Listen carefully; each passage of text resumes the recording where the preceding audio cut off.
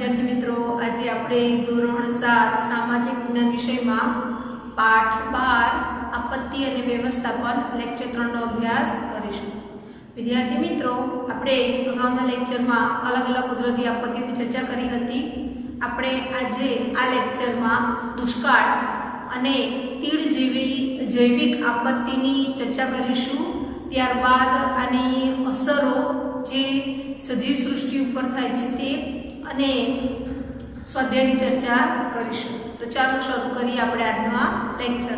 जोईए आपणे दुष्काळ विषे। तो दुष्काळ एटले अनावृष्टि।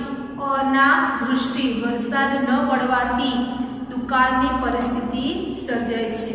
वरसाद न पड़े, ओछो पड़े, सतत वरस पे वरस वरसाद न पड़े त्यारे आवी दुष्काळनी परिस्थिति सर्जाती होय छे। दुष्काळ पड़े त्यारे पाणी न मळे, पाणी न होय तो खेती न थई शके। आपणी प्राथमिक जरूरियात छे खोराक अने पाणी। जे न मळता जीवन मुश्केल बनी जाय छे।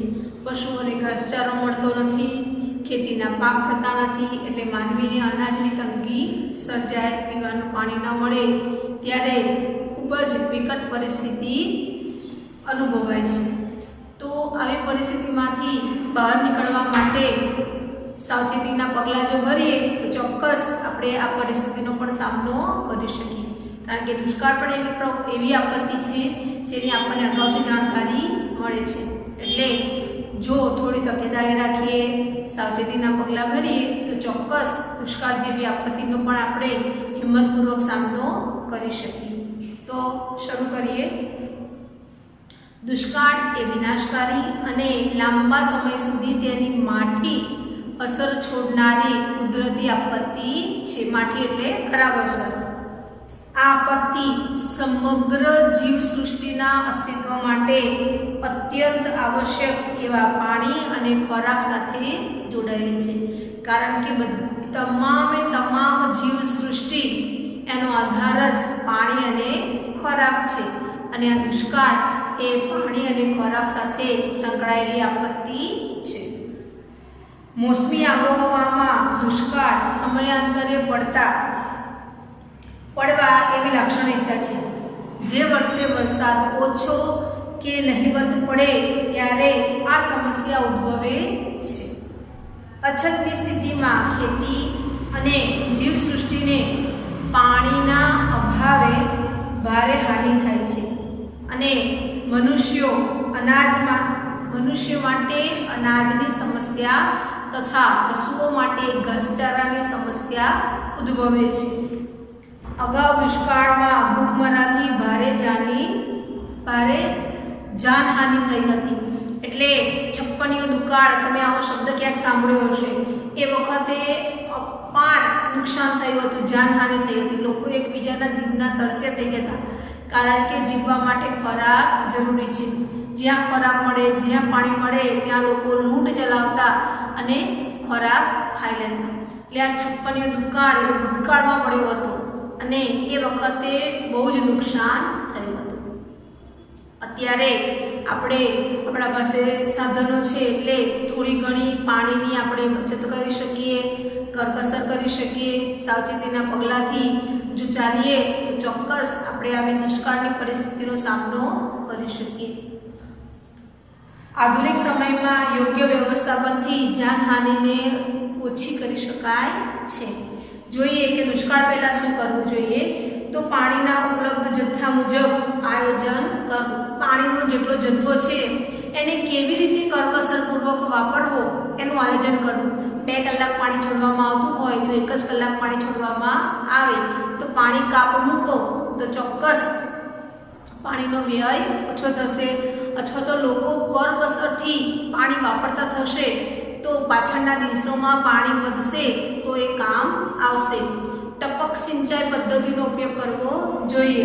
તમને ખબર છે ટપક સિંચાઈ પદ્ધતિ કે ખેતરમાં ટપ ટપ ટપ કરીને પાકને પાણી મળે એને કહેવાય ટપક સિંચાઈ પદ્ધતિ।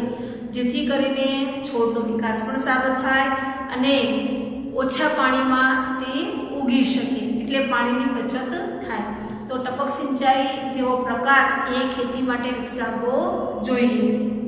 અનાજમાં માપબંધી દાખલ કરવી, એટલે અનાજ એ વધુ પડતું ન વાપરતા માપનું વાપરવું જોઈએ. અનાજનો બગાડ અટકાવવા માટે ભોજન સમારંભો પર પ્રતિબંધ મૂકવો જોઈએ. કે લગ્ન પ્રસંગ છે કે કોઈ પણ સમારોહ હોય ત્યારે આપણે જોઈએ છીએ, આપણે ખુદ પણ અનાજનો બગાડ કરીએ છીએ. નથી ખાવું છતાં પણ આપણી અડધી પ્લેટ તો ભરેલી જ છે અને આપણે એને એઠવાડમાં જવા દઈએ છીએ. તો મોટાભાગે ઘરે તો આપણે અનાજનો બગાડ ઓછો કરીએ, ભોજનનો બગાડ ઓછો કરતા હોઈએ છીએ. પરંતુ જ્યારે લગ્ન સમારોહમાં જઈએ છીએ કે જ્યારે આવા મોટા મોટા સમારોહો યોજાય છે ત્યારે સમૂહ ભોજનમાં અનાજનો વ્યય, ભોજનનો વ્યય વધુ થાય છે. તો એના ઉપર પ્રતિબંધ મૂકવો જોઈએ, જેથી કરીને ભોજનનો બગાડ થાય નહીં. હવે દુષ્કાળ દરમિયાન શું કરવું જોઈએ?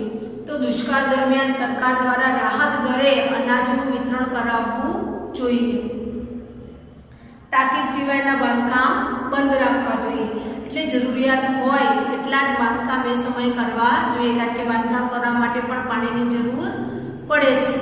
એટલે પાણી અત્યારે આપણા પાસે ઓછું છે, તો પરિસ્થિતિ મુજબ જરૂરિયાત હોય તો જ એવા બાંધકામ કરવા, બાકીના બાંધકામ બંધ રાખવા. અનાજ અને ઘાસચારાની સંગ્રહખોરી સામે પ્રતિબંધાત્મક પગલાં ભરવા. જે પણ વ્યક્તિઓ અનાજનો સંગ્રહ કરે છે તેવા સંગ્રહખોરો સામે પ્રતિબંધાત્મક પગલાં ભરવા જોઈએ. એટલે એમાં પ્રતિબંધ મૂકવો જોઈએ, તેવી વ્યક્તિને સજા કે દંડ ફટકારવો જોઈએ. હવે દુકાળ બાદ શું કરવું જોઈએ? તો ભાવિ આયોજન માટે જળ સંચયનું આયોજન કરવું જોઈએ. એટલે ભવિષ્યમાં જો આવી પરિસ્થિતિ સર્જાય તો આપણા પાસે પાણીનો સંગ્રહ હશે તો ચોક્કસ આવી પરિસ્થિતિ સામે આપણે લડી શકીશું. એટલે જળ સંચયનું આયોજન કરવું જોઈએ. તળાવ ઊંડા કરવા જોઈએ, કૂવા ઊંડા કરવા જોઈએ.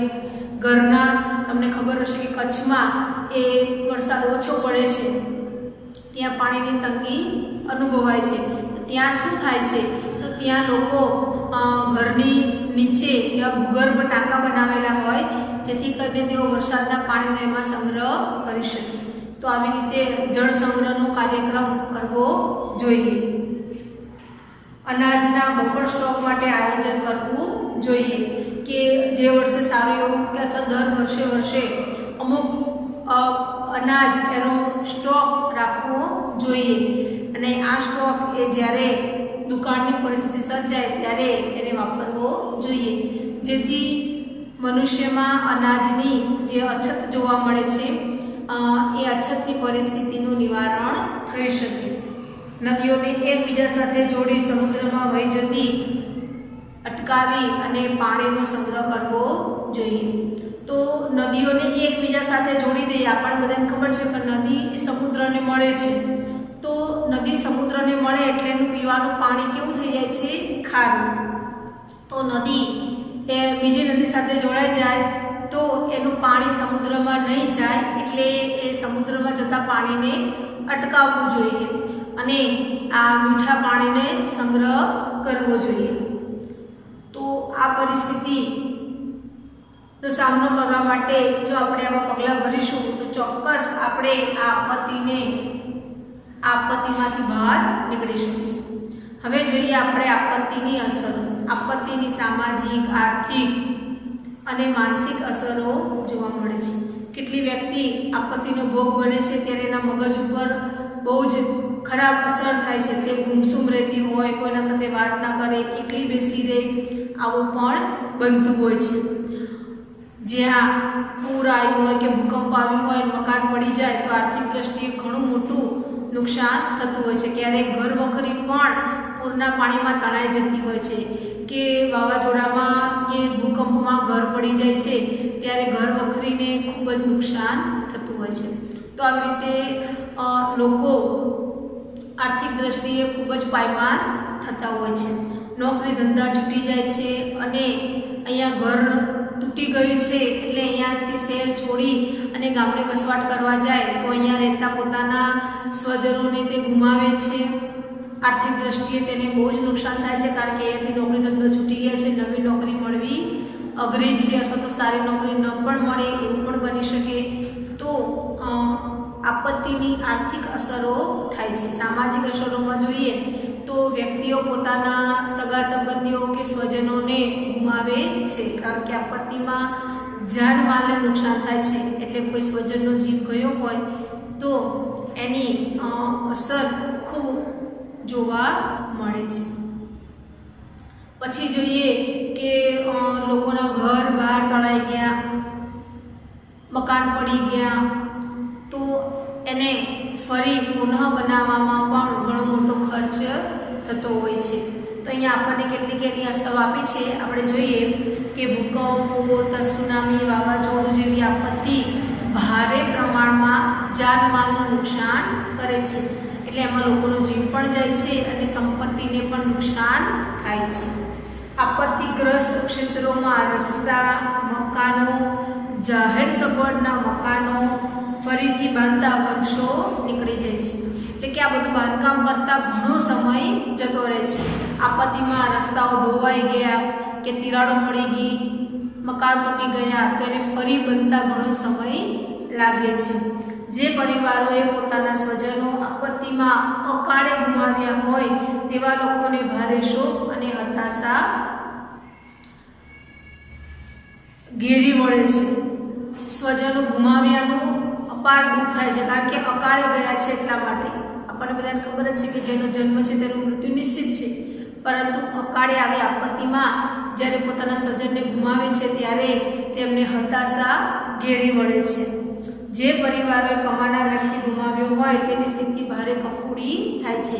ઘરનો વડીલ કે ઘરનો પુરુષ જે કમાતો હોય અને જો એ વ્યક્તિનું આપત્તિમાં મૃત્યુ થાય ત્યારે ઘર એ ખૂબ જ મુશ્કેલીમાં મુકાઈ જાય છે, કારણ કે જે કમાવનાર છે, જેનાથી ઘર ચાલે છે, તે વ્યક્તિ આજે હયાત નથી. તેનું આખું ઘર એ પડી ભાંગે છે.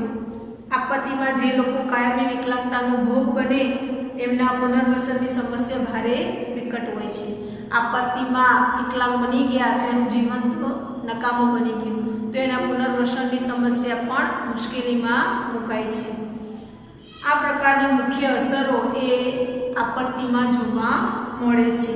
આપત્તિઓની અસરો ઓછા વધતા અંશે લોકો ઉપર અસર કરે છે, પણ તેની સૌથી માઠી અસરો ગરીબ માણસો અને અભાવગ્રસ્ત વિસ્તારોમાં વધુ થાય છે. કે જ્યાં પૂર આવે છે, જે વિસ્તારમાં ભૂકંપ આવે છે, જ્યાં સુનામી આવે છે, કે જ્યાં વાવાઝોડું આવ્યું છે, આ વિસ્તારોમાં વસતા લોકો ઉપર તેની ભયંકર અને ભારે અસર થાય છે. બીજી, ગરીબ માણસ ઉપર એની બહુ જ અસર થાય છે. માનવ જીવન પર તેની વિઘાતક અસરો ઓછી કરવા સાવચેતી, લોકજાગૃતિ અને તંત્રને સજ્જ કરવા જેવા પગલાં ભરવાથી તેની વિનાશક અસરોને ઓછી કરી શકાય. લોકજાગૃતિ એટલે લોકોમાં જાગૃતિ આપવી જોઈએ કે આવી આપત્તિ વખતે શું કરવું અને કેવી રીતે બચી શકાય. સરકારે અગાઉથી જાણકારી હોય તો પોતાના તંત્રને એલર્ટ રાખે, જાગૃત રાખે, જેથી કરીને જ્યારે આપત્તિ આવે છે ત્યારે વધુમાં વધુ લોકોનો જીવ બચે, ઓછામાં ઓછું નુકસાન થાય તેવા પ્રયત્ન કરે. તો આપણે આજે અભ્યાસક્રમમાં ભણીએ છીએ એ લોકજાગૃતિ માટે છે, કે તમને પણ ખ્યાલ આવ્યો કે આપત્તિ વખતે આપણે શું કરવું જોઈએ. આપત્તિ આવવાની છે એની જાણકારી મળે છે તો શું કરવું જોઈએ, ત્યારબાદ શું કરવું જોઈએ. તો આ માહિતી આપણા પાસે છે, એટલે હવે જો આપણા જીવનમાં ક્યારે પણ આવી કોઈ આપત્તિ આવશે તો આપણે નિડર થઈ તેનો સામનો કરીશું, બને તેટલું ઓછું નુકસાન થાય તેવા પ્રયત્નો કરીશું. આપત્તિ કે અકસ્માતોની કેટલીક ઘટનાઓ માનવ સર્જિત હોય છે, જેમ કે માનવીની ભૂલના કારણે આગ લાગે છે, તો એ આપત્તિ કેવી છે? માનવ સર્જિત. જો આપણે સાવચેતી કે અગમચેતી દાખવીએ તો આવી ઘટનાઓ નિવારી શકાય છે. જેમ કે આગ ઓલવવાના સાધનો આપણે રાખ્યા હોય તો ચોક્કસ આ આગ લાગે ત્યારે આપણે એ બોટલનો પાવડર છાંટીશું તો ચોક્કસ આપણે આગને ઓલવી શકીશું. તો આ બહુ જરૂરી છે કે આપત્તિની સાવચેતીના પગલાં રૂપે જો આપણને માહિતી હોય કે આપણે એના સાધનો વિકસાવ્યા હોય તો ચોક્કસ આપણે એમાંથી બહાર નીકળી શકીએ. ઘણીવાર આપત્તિ સમયે લોકો રાહત કે બચાવ કાર્યમાં મદદરૂપ થવાના બદલે તે કામગીરીમાં અવરોધ કે વિલંબ થાય તે રીતે પોતાના વાહનો ઊભા રાખી અને મોબાઈલ ફોનથી વિડીયો ઉતારતા હોય છે. આપણે જોઈએ છીએ કેટલી વખત અમે લાઈવ ફેસબુકમાં કે વોટ્સઅપમાં વિડીયો જોવો છો તો જ્યાં પણ કોઈ દુર્ઘટના બની છે ત્યાં લોકોનો જીવ બચાવવાની જગ્યાએ લોકો અત્યારે વિડીયો રેકોર્ડિંગ કરતા હોય છે. તો પોતાનું વાહન ગમે ત્યાં ઊભું રાખે અને વિડીયો રેકોર્ડિંગ કરે છે. ત્યાં ટ્રાફિક થઈ જાય, એમ્બ્યુલન્સ કે ફાયરની ગાડીઓ આવવાની હોય તો એને અવરોધ ઊભો થાય. એટલે આવા લોકો બચાવ કામગીરી તો નથી કરતા, પરંતુ જે બચાવ કામગીરી થાય છે તેમાં અવરોધ ઊભો કરે છે. આવા સમયે આપણે રાહત અને બચાવ કામગીરીમાં તંત્રને મદદરૂપ થવું જોઈએ, એ આપણી નૈતિક ફરજ છે. હવે આપણે જોઈશું તીડ વિશે. તીડ પ્રકોપ એ જૈવિક આપત્તિ છે. આ એક પ્રકારનો જીવજંતુ છે જે ઝુંડમાં જ હોય છે અને એ જ્યારે આક્રમણ કરે છે ખેતરો ઉપર ત્યારે એક જ દિવસમાં આખા ખેતરો ખાઈ જાય છે. એ પોતાના શરીર કરતાં 1000 ગણું ખાય છે. દેખાય નાનો એવો જીવ, પરંતુ તે બહુ ભારે નુકસાન કરે છે. જે વિસ્તારોમાં તીડ ત્રાટકે છે તે વિસ્તારોમાં ખેતીના પાકો ખલાસ થઈ જાય છે, એટલે નાશ પામે છે.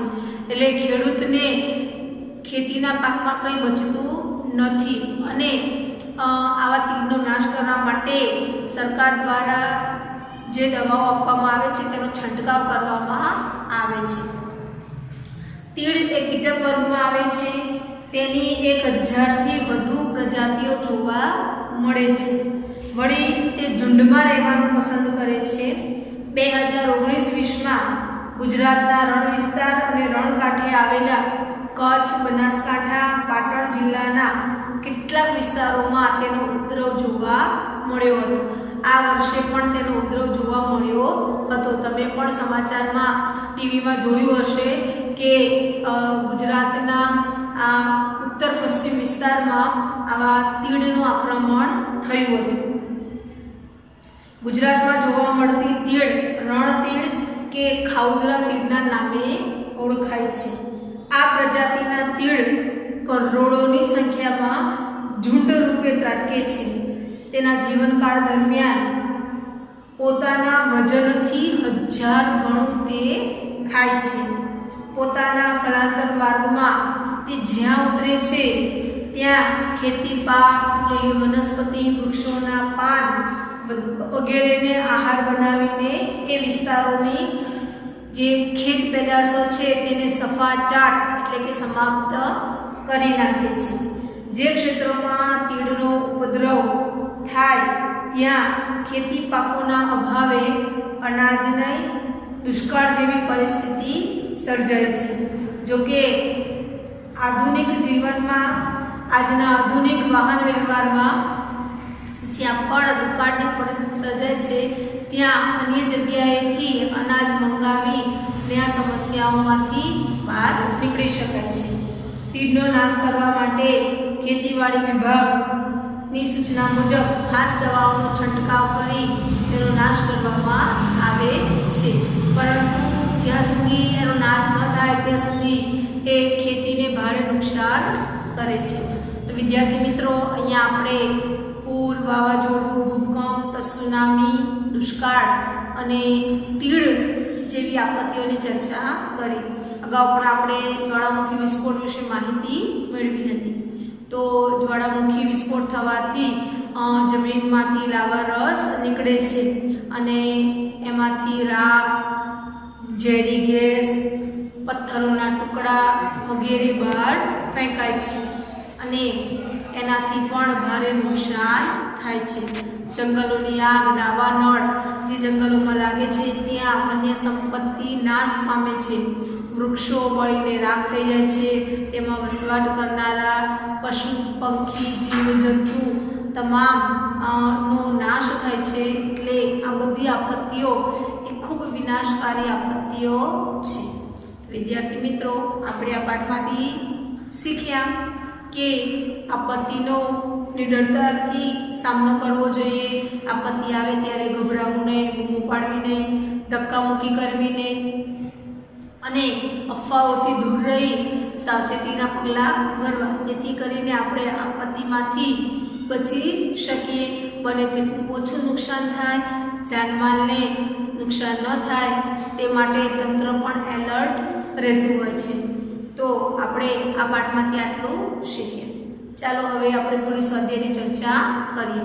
સ્વાધ્યાયમાં જોઈએ, આપણને આપે છે પ્રશ્ન 1 ખાલી જગ્યા પૂરો। પહેલી ખાલી જગ્યા છે, આપત્તિને સામાન્ય વ્યવહારમાં લોકો આપદા હોનારત કે પ્રકોપના નામે ઓળખાય છે।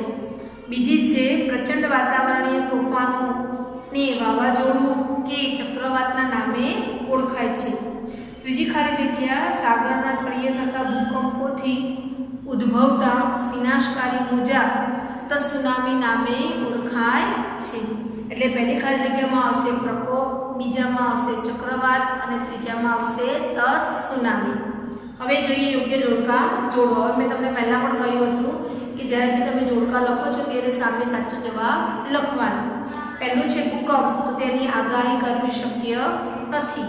બીજું છે પૂર, આગાહી કરી શકાય છે। હવે જોઈએ પ્રશ્ન 3। નીચેના પ્રશ્નોના 1-2 વાક્યોમાં ઉત્તર આપો।